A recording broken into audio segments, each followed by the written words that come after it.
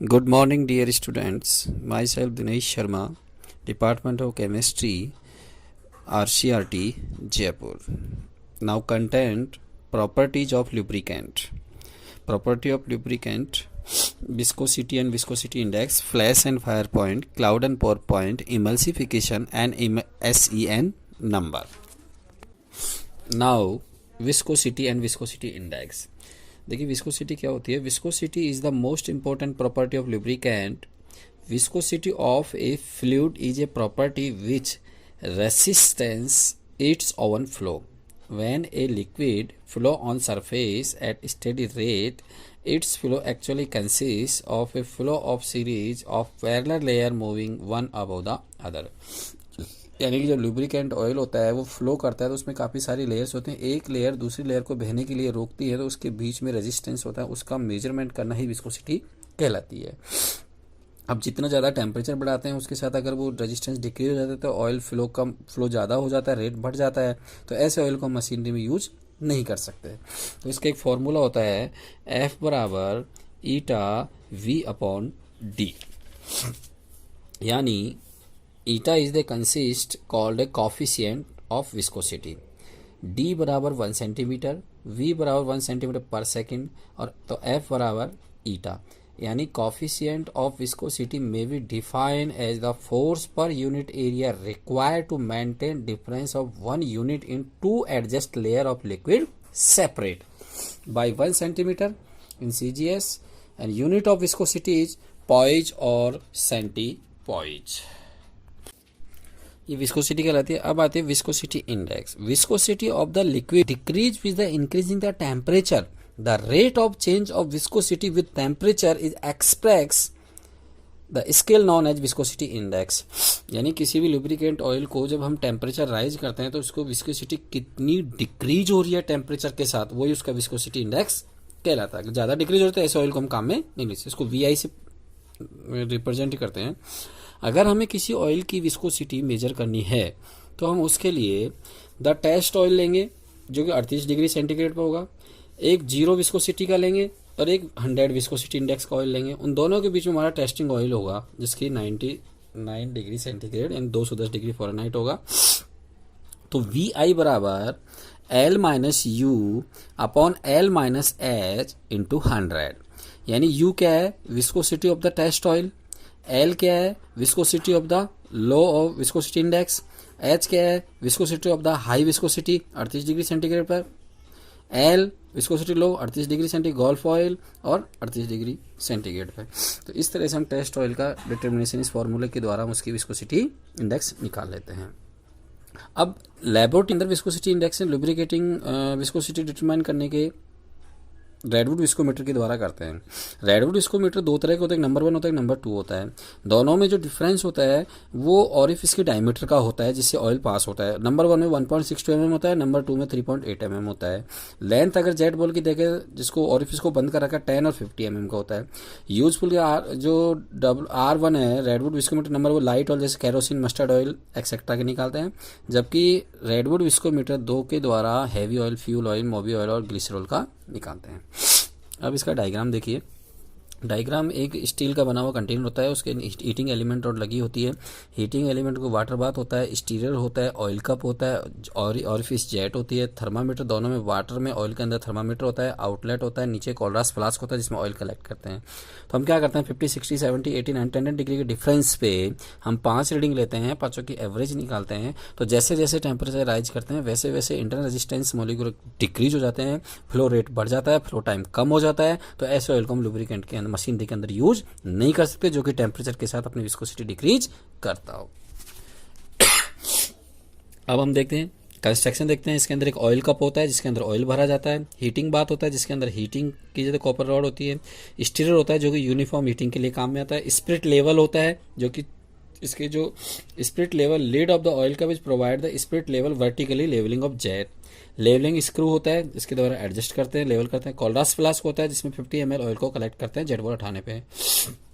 Working में temperature आते ही हम जेट बॉल को हटा देते हैं, ऑयल को कलेक्ट कर लें, टाइम नोट कर लेते हैं, उसके बाद उसी ऑयल को बार बार उसके अंदर डालते रहते हैं. ये वर्किंग होता है. इस तरह से हम रेडवुड विस्कोमीटर के नंबर द्वारा लाइट ऑयल की विस्कोसिटी डिटरमाइन करते हैं.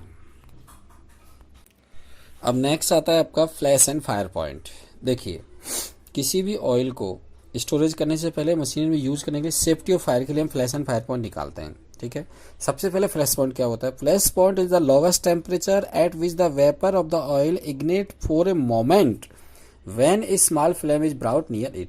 यानी फ्लैश पॉइंट वो पॉइंट होता है जहाँ पे लुब्रिकेंट ऑयल अपनी सफिशिएंट वेपर्स बनाना स्टार्ट कर देता है। कहीं से भी फायर का सोर्स मिलेगा, एक साथ वो बर्न हो जाएगी, कुछ मोमेंट के लिए एक साउंड सुनाई देगी, एक फ्लैश दिखाई देगा, उसको फ्लैश पॉइंट कहते हैं जहाँ पे लुब्रिकेंट स्टार्ट कर देता है। और फायर पॉइंट वो पॉइंट होता है जो lowest temperature at which the vapours of the oil burn continuously from a least 5 second when a small flame is brought near it.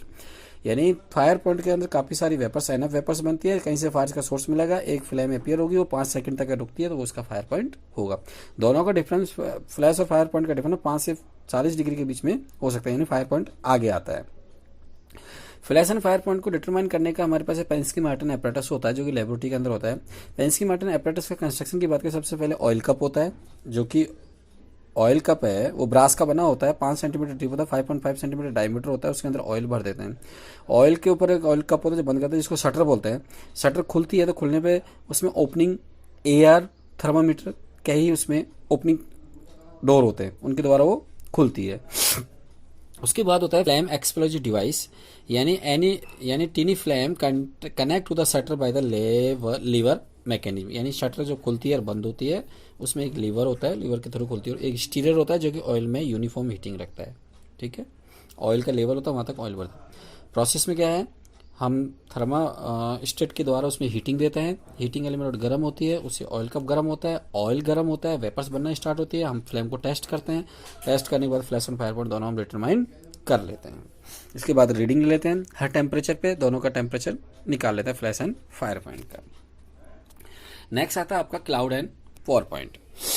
देखिए, when an oil is cooled slowly, the temperature at which the become cloud in appearance is cloud and point.